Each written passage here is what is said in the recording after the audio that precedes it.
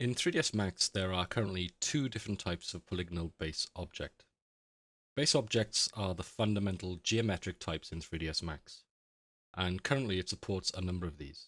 They are spline curves, spline patches, NURBS curves, NURBS surfaces, editable meshes, and editable polygons. The last two items I mentioned there, the editable mesh and editable poly, are both polygonal meshes, though each has a slightly different internal makeup to the other. The first of the two, the editable mesh, was the original base polygonal type in 3ds Max when it was initially released way back in 1996. It's actually a perfectly good polygon based type and uses a simple tri-mesh system, i.e. everything is made up of triangular polygons. This is what we just explored in the previous chapter. It uses a display trick in 3ds Max to give the impression that it supports polygons with 4 or more sides. In fact, if you look at these two meshes, you can see that the sphere on the left appears to be a mixture of tripolygons near the poles and quad polygons elsewhere, whilst the plane on the right appears to be made up of quad polys only. In truth, both objects are made up of totally from tripolygons. What 3ds Max does, mainly as a display optimization, is to hide some of the edges on the object to give the appearance of quad polygons. This has the double benefit of making the object appear neater, and also removes the need for the graphics card to actually draw those hidden edges. As you can imagine, the tri-based edit mesh is relatively simple in its makeup, as it only allows you to build a mesh from triangular polygons. But even though it's simple, this does not stop it from representing any normal polygonal model that you can think of. Also, this simplicity means that it takes up a small amount of memory for any given model, and also it's very quick to draw under both the OpenGL and Direct3D display systems on modern graphics cards. A problem became apparent with the editable mesh system when the subdivision method of modeling became popular.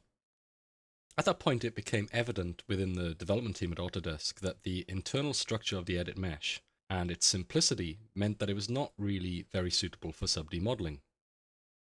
The main issues were that the edit mesh polygons could only be triangles, and this was not ideal for sub-D mesh workflow. For sub-D modeling, you really want your model to be using as many quad polygons as possible, and they don't exist in an edit mesh. And also, edit mesh faces have no concept or record of the polygons that surround them, or indeed which polygons share edges and vertices with them, and so on and so forth. So every tri-face in an edit mesh is basically on its own. That's the way it's conceived. There's no real connection data between edges and faces that border each other and so on. And this would have a severe impact on tools that would cut new edge loops across bands of connected polygons, or where neighboring polygons were fused into one polygon by removing the edge between them. This meant that the edit mesh was not ideal topology wise, and even if it was, it would still have featured tools that were many times slower than was ideal for a fast sub-D modeling workflow. The response to this problem at Autodesk was to create a wholly new polygon base object.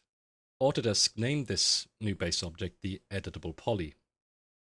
This new base object type features changes to its architecture when compared to editable meshes that made it ideal for use within a sub-D modeling workflow. One of the most fundamental changes in the edit poly architecture is that it supports all polygon types. This means polygons with 3, 4, 5, 6, 7, and so on sides. So if you look again at our sphere and our plane, with an edit poly structure, the sphere is made up of tri and quad polygons, whilst the plane is solely made up of true four-sided polygons. Also, now polygons have a record of what other polygons share edges or vertices with them, and what polygons neighbor each other. This makes the selection of edge loops and rings easy to implement in software, and also fast for the software to calculate, as there is a record of what edges and polygons are affected by the same action. For the same reason, the creation of edge loops is also very snappy when you use the editable poly architecture.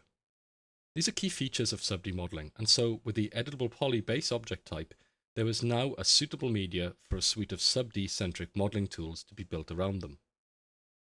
Later in this DVD, we'll take a look at the Edit Mesh and Edit Poly architectures in a little bit more detail. Anyway, let's get back to now.